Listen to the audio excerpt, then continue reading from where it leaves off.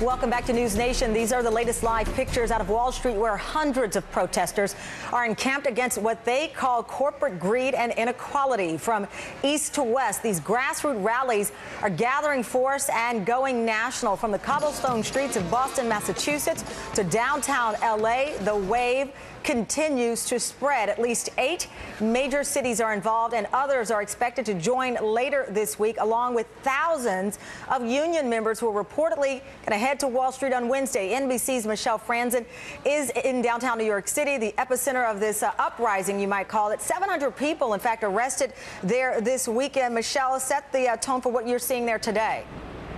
Well, they're back at it today, Tamron. Demonstrators marched earlier to Wall Street using symbolic gestures, dressed in suits with face paint on, sort of a zombie type of look, making their way down and protesting what they call a social injustice and protesting against the big corporations and obviously Wall Street. Back here, it's just getting started. This is the base camp here, Zuccotti Park, Liberty Plaza, where this has all been taking shape over the last few weeks. Several hundred people out here now and growing as this day continues. They've got rallies, they've got meetings set up here. But what exactly do these protesters want? Well, they say that they just want to be heard, for one, out here voicing many different opinions about what they feel is wrong with their democracy, with their country, and with banks.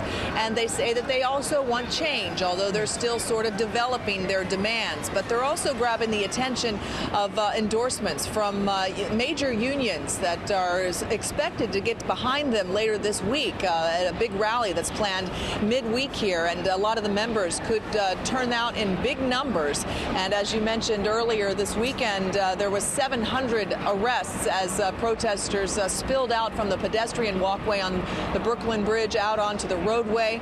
Those arrests seem to only embolden these protesters. They say they are here for the long haul, Tamron, and as they are getting more resources and more backing from more of these established institutions, they might have the resources they need to carry on.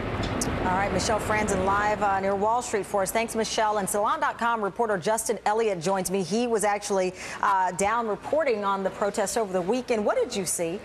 Well, yeah, one of the most interesting things I saw was sort of one of these informal meetings where they're discussing the question that the reporter just mentioned, which is what is the goal of it?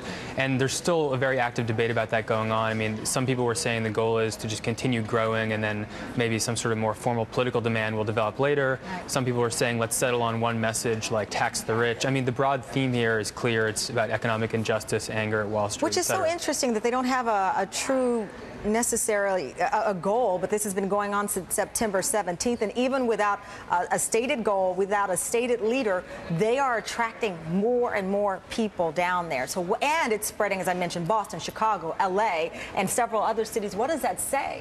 Right. Well, I mean, there's a strain of thought. Again, as I said, there's debate within the protest movement about whether there should be goals or what they should do. But one strain of thought is that if you name one specific demand right now, then they can get pigeonholed or they can get dismissed easily. Right. And that strategy, the strategy of not naming a goal, seems to be working. I mean, as you said, it's growing at a pretty amazing rate. It only started a little over 2 weeks ago. There's solidarity movements popping up in cities all over the country. The protest on Saturday that I attended had, at least a couple thousand people. The unions are coming out on Wednesday. So clearly they've caught on to something that's caught people's imagination. Now, and I want to make a stretch here, but it was Mayor Michael Bloomberg who said and referred to Egypt and the young people rising up there. This is not the same case. It is not obviously dealing with those issues that they were dealing with in that country. Nonetheless, Justin, we see a lot of young people down there. Mm-hmm. Sure. There's, I think, sort of the hardcore of the movement, the people who are actually sleeping every night and have been for a little over 2 weeks in Zuccotti Park down near Wall Street, are mostly young people, although it's certainly not just young people. I talked to one 71-year-old man from the Bronx who came down after hearing about it on the radio. Was very supportive about their goals, and they are taking, they're definitely taking inspiration from what happened in the Arab world. They printed a newspaper the other day called the Occupied Wall Street Journal that had some features about what was going on in the Arab world. Also, what happened in Wisconsin earlier this year. Right, with the union. They're definitely putting themselves in that sort of lineage. All right, Justin, thank you very much. We'll see what happens as this the crowd's probably going to get huge over the next few days, and we'll hope to have all of that for our audience. Thank you very much, Justin. Greatly appreciate it. And coming up, by the way, on News Nation, we'll talk with this man, media and music executive Russell Simmons. He's supporting the Wall Street protesters, even urging them to, quote, give power to the people and take the money out of Washington. Russell Simmons will join us here in a minute. Also, some breaking news.